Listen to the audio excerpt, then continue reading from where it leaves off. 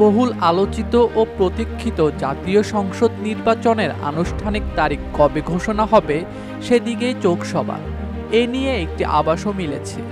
বৃহস্পতিবার বিকেলে রাষ্ট্রীয় অতিথি ভবন যমুনায় প্রধান উপদেষ্টা ডক্টর মোহাম্মদ ইউনূস ও প্রধান নির্বাচন কমিশনার এএমএম নাসির উদ্দিন একান্ত বৈঠক করেছেন।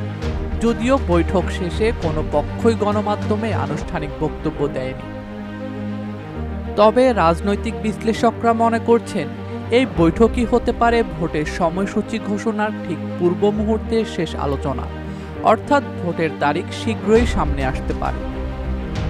এর আগে 13 জুন লন্ডনে প্রধান উপদেষ্টা ও বিএনপি ভারপ্রাপ্ত চেয়ারম্যান তারেক রহমানের মধ্যকার 1-to-1 বৈঠকে 2026 সালের রমজানের আগেই নির্বাচনের সম্ভাবনার কথা বলা হয়। সেখানে ফেব্রুয়ারির প্রথমার্ধে নির্বাচন আয়োজনের আভাস মিলেছিল। সেই আলোচনার রেশ ধরে এবার দেশের মাটিতে প্রধান উপদেষ্টা ও সিএসির মুখোমুখি বৈঠক গুরুত্বপূর্ণ বলে মনে করছেন বিশ্লেষকরা।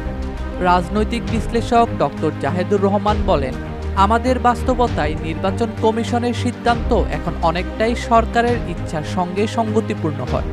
তাই এই বৈঠকে হয়তো প্রধান উপদেষ্টার কাছ থেকে সিএসির ফেব্রুয়ারির সম্ভাব্য সময়কাল জেনে এসেছেন।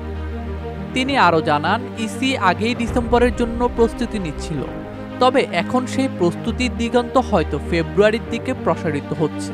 এখনই তারিখ ঘোষণা নাও হতে পারে, তবে ঘোষণা খুব দেরিও হবে না বললেন ডাক্তার জাহেদ।